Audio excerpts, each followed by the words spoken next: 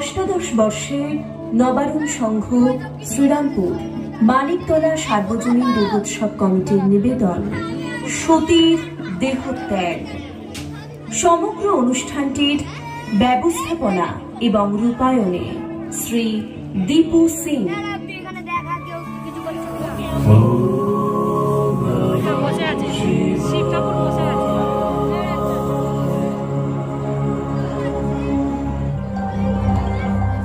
দেব, আমি নিশ্চিত করেছি আমাকে পিতার আয়োজিত যজ্ঞে যেতেই হবে। দেব, আমি নিজের অপমান সহ্য করতে পারি, কিন্তু আপনার নয়।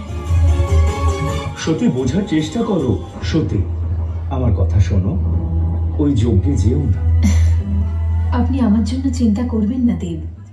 আর যদি তিনি আমাকে অপমান করেন তাহলে তখন তুমি নিজের মনকে এত কঠোর করতে পারবে? সত্যি আপনি প্রতিজ্ঞা করুন, আপনি আমাকে যজ্ঞতে যেতে বাধা দেবেন না। আর আপনি আমার কাছে আসবেন না যতক্ষণ না স্বয়ং সতী আপনাকে ডাকে। আপনি ওখানে যাবেন না। তুমি আমাকে কি শপথ দিলে সতী?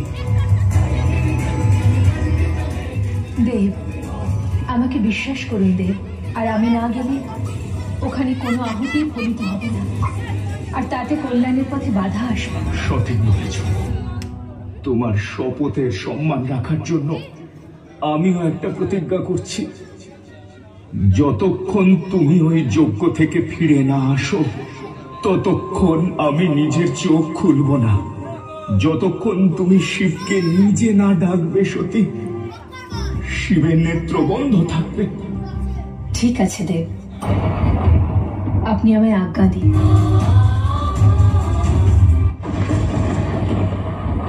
যজ্ঞের যজমান নারায়ণ, আমার পিতা ব্রহ্মদেব, আর এখানে উপস্থিত সমস্ত দেবতাকে সাক্ষী মেনে আমি প্রজাপতি দক্ষ এই মহাযজ্ঞতে প্রথম আহুতি দিচ্ছি।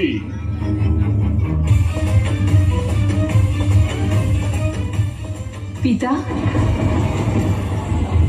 দ্বার পালকদের এতটুকুও বুদ্ধি নেই যে শুভ কাজের সময় শ্মশানবাসীদের ছায়াও মঙ্গলময় হয় না।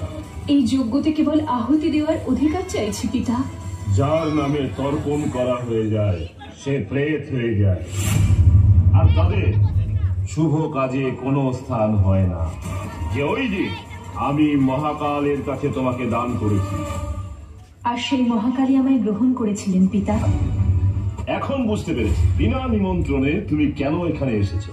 যেরকম ভাবে যজ্ঞ শেষ হয়ে যাওয়ার পর ভিক্ষুক হাত বাড়িয়ে ভিক্ষা চাইতে আসে, ঠিক সেইভাবে তুমি এসেছো এই আশায় যে প্রজাপতি দক্ষ দান স্বরূপ ওই কাপালিক শিবকে মান সম্মান দেবে না।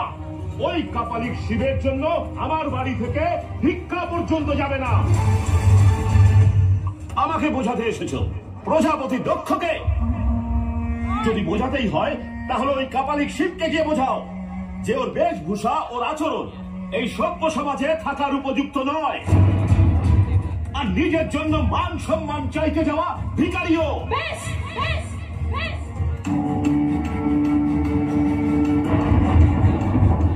আমি আমার শিবের বিরুদ্ধে আর একটা মন্দ কথা শুনবো না।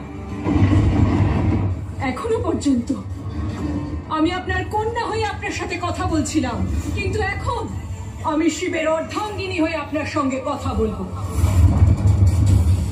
প্রজাপতি দক্ষ, আমি অনেক প্রয়াস করেছি যাতে আপনি সত্যটা বুঝতে পারেন, কিন্তু আপনি তো সমস্ত মর্যাদা নষ্ট করে দিয়েছেন। এবার এখানে যজ্ঞ নয়, ধ্বংস শুরু হবে। আমি দক্ষপুত্রী শিবের অর্ধাঙ্গিনী সতী সমস্ত দিক এবং দেবতাদের সাক্ষী রেখে এই যজ্ঞের অগ্নিতে নিজের প্রাণ আহুতি দিয়ে দেব।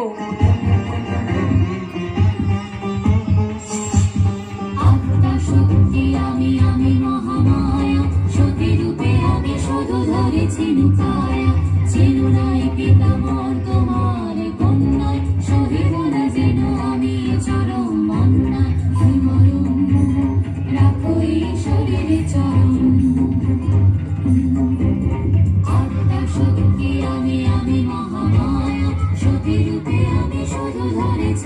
ছায়া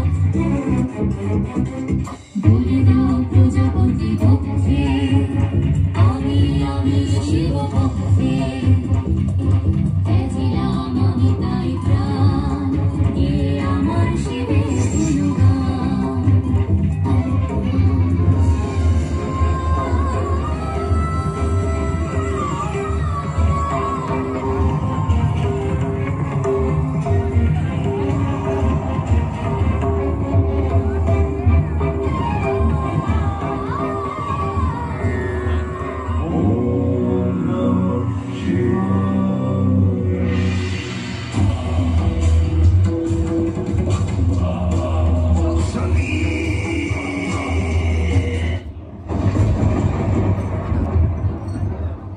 আমার এই জটা থেকে আমি আমার এক নতুন অংশের জন্ম দেব, যে দক্ষকে তার পাপের সঠিক দণ্ড দেবে।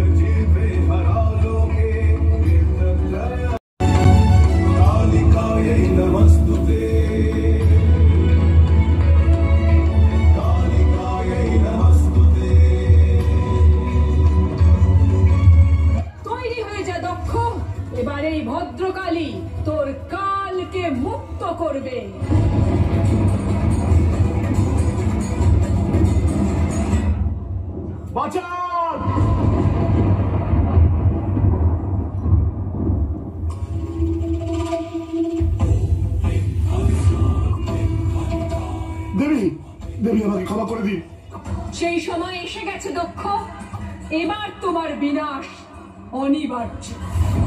ভদ্রকালীর এই খাড়া তোমার অভদ্রতাকে বিনাশ করবে।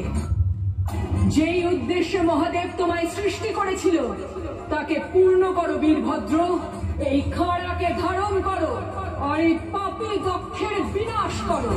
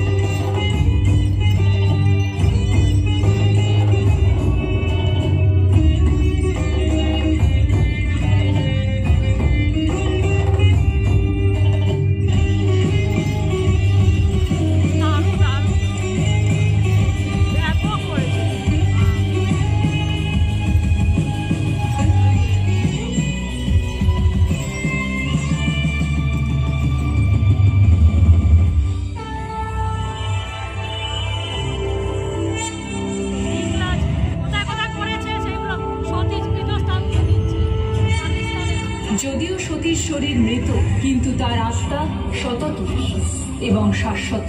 আর কোনো অস্ত্রই তার আত্মাকে খণ্ডিত করতে পারবে না। না আগুন তাকে পোড়াতে পারে, আর না জল তাকে দ্রবীভূত করতে পারে, না বায়ু তাকে শুষ্ক করতে পারে। শরীর নশ্বর হতে পারে, কিন্তু আত্মা অবিনশ্বর। আর মহাদেব এই সত্য জানেন, কিন্তু নারায়ণ আপনাকে পুনরায় মহাদেবকে এই সত্যের উপলব্ধি করাতে হবে।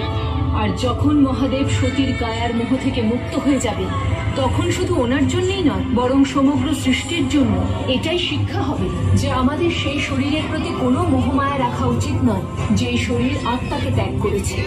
কারণ এতে কেউই অগ্রসর হতে পারে না, আর চেতনাও প্রাপ্ত হয় না। আর সেই জন্য মৃত শরীরের বিনাশ আবশ্যক, যাতে ব্যক্তি যেখানে যেখানে সতীর শরীরের খণ্ড পড়বে, সেই সমস্ত স্থান পৃথিবীতে শক্তিপীঠে পরিণত হবে। আর আগত সময়ে তার এক বিশেষ উদ্দেশ্য থাকবে।